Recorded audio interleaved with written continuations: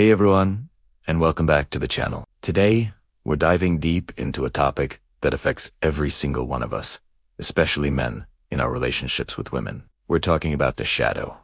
Now, this isn't some spooky concept from a movie. It's a real psychological idea. First talked about by the famous psychoanalyst, Carl Jung. So what exactly is it? Simply put, the shadow is the part of ourselves that we don't want to admit exists. It's all the feelings, thoughts, and traits that we've pushed down deep inside because we think they unacceptably embarrassing, or just not good. Think about it. As guys, we're often told from a young age to be strong, don't cry, and man up. This teaches us to suppress things like vulnerability, sadness, or fear. All those natural human emotions get shoved into this dark corner of our minds, and that's our shadow. Now, here's where it gets really interesting, especially in our interactions with women. When we haven't faced our own shadow, we tend to project it onto others. Projection is a defense mechanism where we take the qualities we accept in ourselves and see them in someone else instead. For instance, if a man has suppressed his own feelings of neediness or vulnerability, he might become overly critical of a partner who shows those same traits. He might call her too emotional or too demanding. In reality, he's reacting to the reflection of his own disowned parts. He's not really seeing her. He's seeing his own shadow, and it's making him uncomfortable. This creates a huge power imbalance and a lot of misunderstanding in a relationship. The man might try to control his partner, telling her how she should feel or act, because he's fundamentally trying to control the parts of himself that he's afraid of. This dynamic can lead to a really toxic cycle. The man feels powerful for a moment by pointing out his partner's perceived flaws, but it's a false sense of power. It's built on denial, not on true strength. The woman, on the other hand, feels constantly criticized, misunderstood, and controlled. She might start to shrink herself, hiding her own feelings to avoid conflict, which only makes the problem worse. The connection breaks down because genuine intimacy exists where one person is constantly fighting a battle with their own internal demons, using their partner as the battlefield. This isn't about blaming men. Society has placed a heavy burden on us to be a certain way, but it is our responsibility to become aware of this pattern. Real power doesn't come from controlling someone else. It comes from having the courage to face yourself. So, how do we fix this? How do we reclaim our power in a healthy way? It starts with something called shadow work. This is the process of consciously turning inward and looking at the parts of ourselves we've been avoiding. It's about asking tough questions. What am I afraid to feel? What judgments do I have about others that might actually be about me? It's not easy. It can be uncomfortable, even painful, to admit that we have these negative traits. But here's the secret. Embracing your shadow doesn't mean becoming those negative things. It means integrating them. It means accepting that you are a whole person, capable of a full range of emotions. It's about acknowledging that it's okay to be vulnerable. It's okay to be sad. It's okay to be afraid. In fact, admitting these things is an act of incredible strength. When a man integrates his shadow, everything changes. He no longer needs to project his insecurities onto his partner. He can see her for who she truly is, not as a screen for his own disowned feelings. He can be present with her emotions because he's no longer terrified of his own. This is where true, authentic power lies. It's the power of self-acceptance. It allows for a relationship based on equality, respect, and deep understanding. You stop trying to control the dynamic and start contributing to it. You build a connection that's real and resilient. It's a journey, for sure, and it's not one you have to take alone. Talking to a therapist or a trusted men's group can be incredibly helpful. If this topic resonates with you, I encourage you to explore it further. Facing your shadow is one of the most powerful things you can do for yourself and for your relationships. Thanks so much for watching. If you got something out of this, hit that like button and subscribe for more content on building a better you. Drop a comment below and let me know your thoughts on the shadow. I'll see you in the next one. Let me paint you a picture. You meet a girl. She is beautiful. She is funny. She smiles at you and something inside your chest moves. And from that exact moment, without you even realizing it, a clock starts ticking inside your head. Does she like me? Did that text come across right? Why hasn't she replied yet? Should I send another one? Maybe she didn't see it. Maybe I said something wrong. Maybe I should have said it differently. And this loop is endless, exhausting, invisible loop, running inside your head at all hours of the day. This is what I call the approval trap. It is the single most attractive killing thing a man can do. Not because women consciously know you are doing it, but because it leaks. Everything leaks. Your energy leaks. Your desperation leaks. Your need for her answer leaks through every word you type, every joke you make. Every time you laugh a little too hard at something she says that wasn't even that funny, you are not talking to her. You are auditioning for her. And she can feel it. Carl Jung had a concept he called the enema. Now stay with me, because this is important, and I am going to make it very simple. Jung believes that every man carries inside him a deep, unconscious image of the feminine. And in a woman, a template built from his earliest experiences, his mother, the women around him growing up, the way femininity was shown to him as a child. And this inner image, this enema, is the lens through which every man sees every woman he ever meets. Here's where it gets dangerous. When a man has not done the inner work. When he has never faced his shadow, never examined what he actually believes about himself. His anima becomes a projection machine. He meets a woman, and he projects onto her everything he has ever wanted. Everything he has ever needed. Everything he has ever lacked inside himself. She becomes, in his mind, the answer. And the moment she becomes the answer, he loses, because now she holds something he does not have inside himself. And he will do anything. Change himself, shrink himself, leave it to himself to keep access to that answer. This is not love. This is dependency dressed up as attraction. And Jung was very clear about this. He said, "The greatest burden a child must bear is the unlived life of the parent." But I want to apply this differently today. The greatest burden a man carries into every relationship is the unresolved need he never met inside himself. You are not chasing her. You are chasing something you think she carries. And until you find that thing inside yourself, you will chase it in every woman you ever meet. And you will wonder why it never works.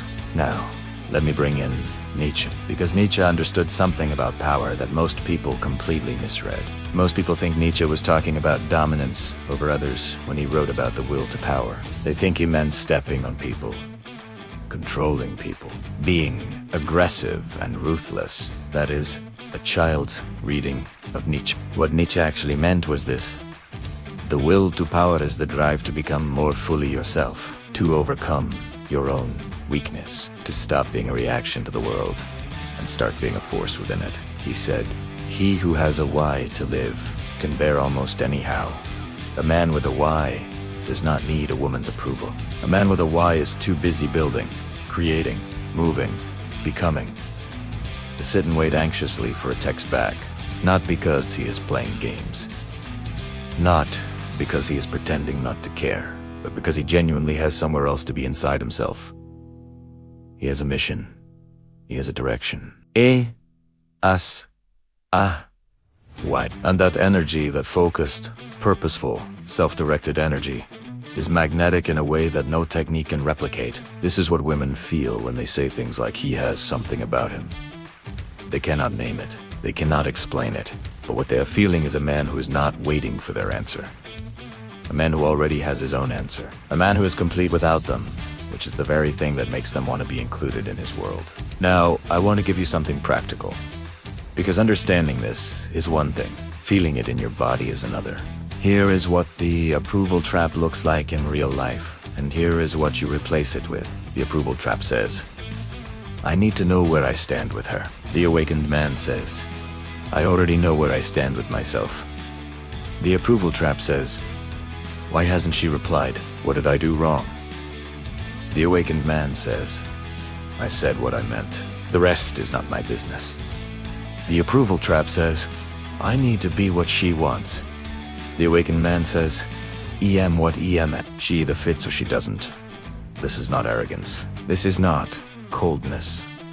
This is what Epictetus, the Stoic philosopher who was born a slave and became one of the greatest thinkers who ever lived, called the dichotomy of control. Epictetus said, "Make the best use of what is in your power, and take the rest as it happens." What is in your power? Your words. your actions, your standards, your direction, what is not in your power, her feelings, air, choices, her timeline, her answer. The moment you stop trying to control what is not yours to control, you stop leaking desperation. You stop auditioning. You stop shrinking, and something extraordinary happens. The silence that used to terrify you, the unanswered text, the unread message, the uncertainty, starts to feel like nothing, because you are no longer living inside her head. You are living inside your own. And a man who lives inside his own head, his own world, his own mission, his own standards, is the rarest and most attractive thing on this planet. She will feel it before you even open your mouth. But here is where most men stop. They learn this. They nod along. They feel good for a day, and then she sends one message, one single message, and the whole thing collapses. Why? Because understanding the trap is not enough. You have to burn the trap down from the inside. And to do that, we need to talk about the shadow. Again, but this time we are going to go much deeper. In the next segment, I'm going to show you what Carl Jung called the process of individuation, and why it is the most powerful thing a man can do, not just for his dating life, but for his entire existence. I'm also going to show you what Sigmund Freud discovered about the male ego, and why the men who appear the most confident on the surface are often the most terrified underneath. This next part is where the real work begins. Stay with me. Have you ever wondered why you're drawn to certain people? It feels like magic, right? An invisible pull. A spark. But what if I told you it's not just magic, but a deep psychological process at play? It's called individuation, a concept from the famous psychologist Carl Jung, and it's the secret key to understanding attraction. So, what is Simply put, it's the journey of becoming your most authentic, whole self. It's about integrating all the different parts of you, the good, the not so good, the conscious, and the unconscious into one complete person. Think of it like a puzzle. We all have missing pieces, aspects of ourselves we've suppressed or haven't developed yet. Maybe you're super organized, but lack spontaneity. Or maybe you're incredibly empathetic, but struggle to set boundaries. These underdeveloped parts live in our unconscious. Now, here's where attraction comes in. When we meet someone, we're often unconsciously drawn to people who seem to have the pieces we're missing. We project our own undeveloped potential onto them. If you're a logical person who has suppressed your creative side, you might find yourself irresistibly attracted to an artist. It's like your psyche is saying, hey, that person has what I need to become whole. This is what creates that intense, magnetic connection. It's not just about them. It's about the potential for growth they represent for you. This projection is a powerful and often unconscious force. It's why we sometimes fall for people who are our complete opposites. We're not just falling in love with them, we're falling in love with the missing part of ourselves that we see in them. This is the beauty and the challenge of relationships. Your partner acts as a mirror, reflecting back the parts of you that need attention and development. The relationship becomes a catalyst for your own individuation journey. But be careful, this can also lead to conflict. When you place the responsibility for your own wholeness onto your partner, it creates dependency. You might think, I need them to feel complete. The real goal is to use the relationship as inspiration to develop those qualities within yourself. If you're drawn to their confidence, it's a sign to cultivate your own selfish. If you admire their adventurous spirit, maybe it's time to step out of your comfort zone. The ultimate goal of individuation is to become whole on your own. It's about taking back those projections and integrating those missing pieces into your own personality. When you do this, your attraction patterns change. You start attracting people from a place of wholeness, not neediness. The relationship becomes less about filling a void and more about complete individuals sharing their lives and supporting each other as continued growth. This is the foundation for a truly healthy, conscious, and lasting partnership. So, the next time you feel that spark, ask yourself, what part of me does this person reflect? What are they teaching me about my own journey of becoming whole? Understanding this can transform your relationships and, most importantly, your relationship with yourself. It's a lifelong journey, but it's the most rewarding one you'll ever take. Thanks so much for watching. If this resonated with you, hit that like button and subscribe for more insights into psychology and relationships. See you in the next video. There is a Moment. Every man who has ever truly understood power knows this moment. It is not a loud moment. It is not dramatic. There is no music playing. Nobody is watching. It is quiet. It is internal. And it happens in a split second. It is the moment you decide, without words, without announcement, without needing anyone to validate it, that you are enough. Not enough for her. Not enough for the room. Not enough for anyone else's approval. Enough. Full stop. And everything that we have talked about today leads to this one moment. The shadow work, the individuation, the approval trap, the ego defenses. All of it is preparation for this single internal decision. Because when you make that decision, really make it, in your bones, your behavior changes automatically. Without effort. Without rehearsal. Without techniques or lines or calculated moves. And that change in behavior is what communicates power to a woman before you have said a single word. Let me show you what 3 very different thinkers all discovered about this same truth. First, Machiavelli. Now, most people hear Machiavelli and they think manipulation, scheming, cold calculation, but that is the surface reading. The deeper reading of Machiavelli is about something much more fundamental. It is about the relationship between perception and reality in the world of power. Machiavelli wrote, "Everyone sees what you appear to be. Few experience what you really are." Think about what that means in the context of attraction. Every man that a woman meets is presenting something. A version of himself. A performance. A costume. And women, whether consciously or not, are constantly scanning for the gap between the performance and the reality underneath. Because that gap is where the truth lives. That gap is where she decides whether you are real or not. A man who has done the inner work has no gap. What you see is what he is. He is not performing confidence. He is confident. He is not performing indifference. He simply has standards, and he is comfortable with them. He is not performing strength. He has actually faced his weakness and integrated it.